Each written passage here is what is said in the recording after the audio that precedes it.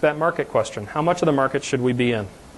And let's say, for this purpose, we said we're going to go with 40% bonds and 60% stocks. Okay? We actually have that, pretty much that arrangement as an option among many others. And these are short-term bonds. Okay? Long-term bonds have had negative returns, and we don't want negative returns in the portion of your portfolio that is meant to stabilize your portfolio. We're looking at short-term bonds only, and they still produce a 6% rate of return. This is pretty staggering. The rate of return you have to give up is around 0.5%, but look at how much volatility you can get rid of. You can take your volatility from losing 40, 50% in a given year to losing 17, 18, maybe 19% in a given year. And that's much easier to stay disciplined through.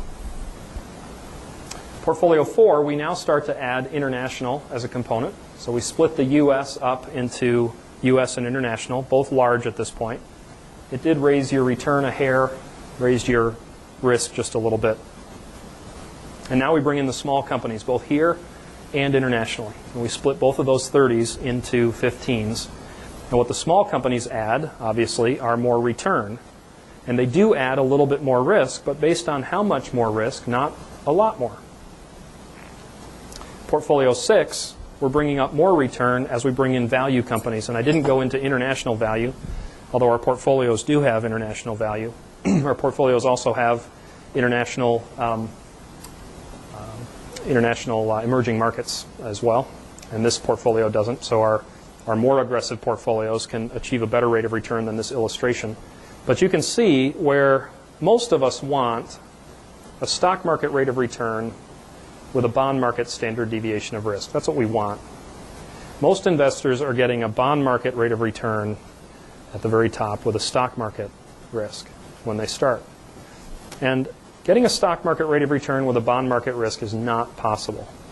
You cannot get return over inflation unless you take risk and you accept some volatility. You must endure some volatility to get return. But you do not have to endure the kind of volatility and the kind of market prediction talk that maybe you've been conditioned that you have to. So I want to end this session with the 20 questions for peace of mind. We're coming up on 6:30. I just thought it was going to be 6:40 by now. 6:30 right now. So salads are going to come here in a couple minutes. I told them to make sure those were on time so we can keep the rest of the night going well.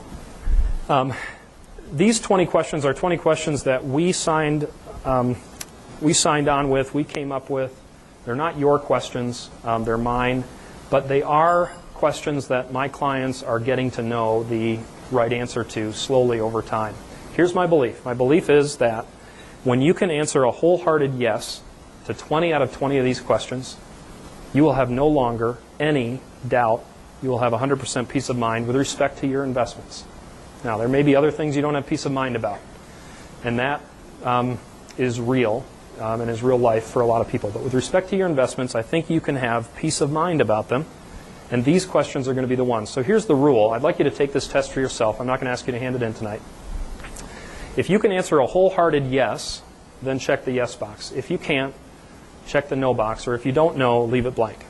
Okay? Simple enough. Question number 1. Do you know your true purpose for money, that which is more important than money itself? We're going to talk about that at the very end for those who can stick around. Have you discovered your true purpose for money? Number 2, are you invested in the market? And notice I said you have to answer yes to this to have a lot of peace of mind. Inflation is a real thing. The government creates it. We are going to live with it. And if you're not in the stock market, you're not going to keep up with the cost of goods. I'm not saying that everyone has to be all in to the stock market, but even a 25 or 30% exposure to the stock market will give you more peace of mind because of inflation, which is that other way that we can lose money, right? So are you invested in the market, yes or no? If you've got a 401k, you probably are. You can check yes. Question 3, do you know how markets work? Yes or no, or blank. Have you defined your investment philosophy? And I'll give you the choices that I mean here. Do free markets work, or do free markets fail? Have you defined your philosophy? Do you believe free markets work, or do you believe they fail to set prices appropriately?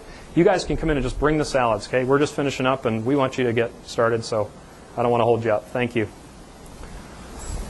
Question 5, have you identified your personal risk tolerance?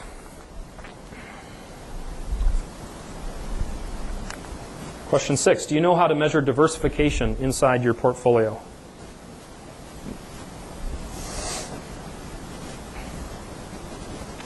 Question 7, do you consistently and predictably achieve the market's returns, at least?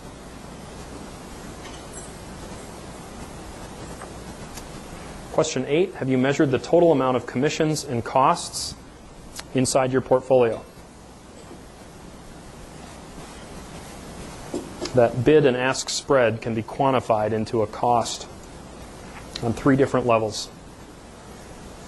Number 9, do you know where you fall on that Markowitz efficient frontier graph? Do you know what kind of risk you're putting up with for the return that you're getting?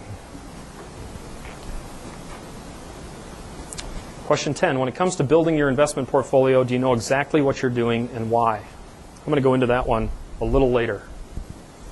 And I'm going to put it up here. One of the things we'll do at each of these quarterly events is I'm going to take one question and we're going to answer it, make sure everybody gets it. I'll show you how to write down in about 4 minutes exactly what you're doing as an investor working with us and why you're doing it. It's really quite simple to do it right. 11, are you working with a coach versus a financial planner? Financial planning, in my opinion, is broken. Financial planning is frankly quite simple. Financial planning is simply the application of 3 numbers. 3 or 4% inflation, 8% return on money, and a 4 to 6% income off of your money once you have it all grown and you're ready to retire. And an Excel spreadsheet and 30 minutes with me, and I'll teach you how to do financial planning. You do not need to sign up with a financial planner, which is basically a conduit for product sales. Okay? You can do financial planning on your own. You can figure out how much you need based on the income you want and the needs you have for college. You can use the Excel spreadsheet for anything. Financial planning is a 30-minute course that all of you should take.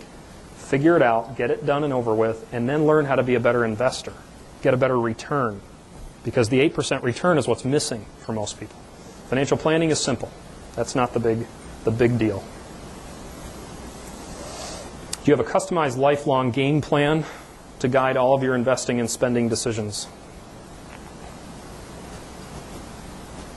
You have an investment policy statement, a statement written in advance that will tell you how to act in years like 2008. Something you can look to and say, yeah, I'm going to do what I said I was going to do in situations like this. Every pension fund that's qualified by the U.S. government must have one. Your pension fund is no less important to you than U.S. pension funds. You ought to have one.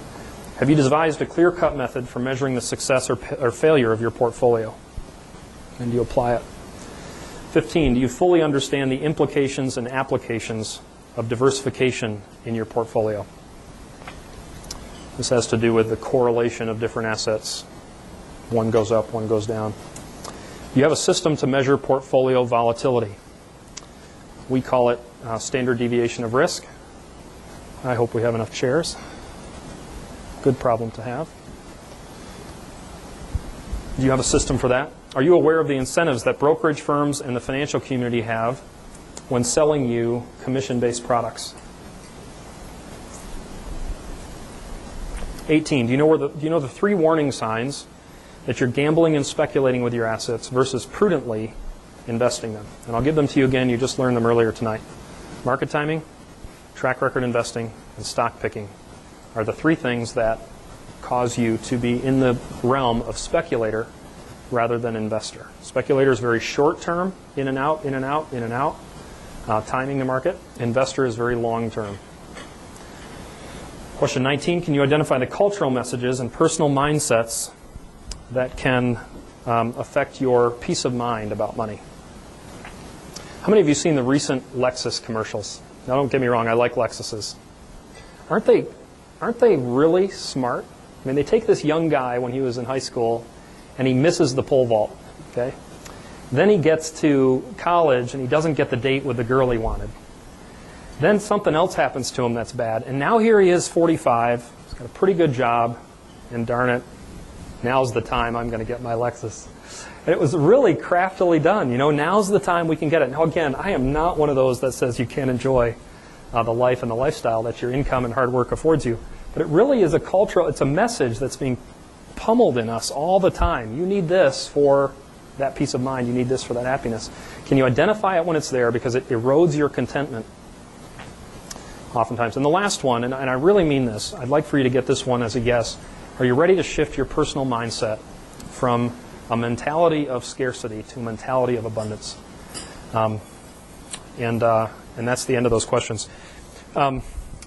Sometime tonight, if you came early, you had one form to fill out that would give you an opportunity to meet with us either on the phone or in person, and it looks like this. And I would love it if you handed that in to Liz. At the end of the second half of this seminar, you'll have another one. I'd be glad if you handed both of them in. If you wanted to check a few of the other boxes, this is more for my clients, but if you're interested in some of that information, you can as well. So if you've been here since 5:30 and you were part of the first half, please take a minute while the rest of this evening's going on, fill this out, check the mark yes. When you check yes, you'll get an article when you hand this in that Liz will give you. If you're here alone and you have a spouse, the article would be good to give to him or her so that they can read it and be a little bit refreshed as to what you just learned. And then Liz will set up a time on the phone or face-to-face for me to go through what I call an investor inventory. It's free.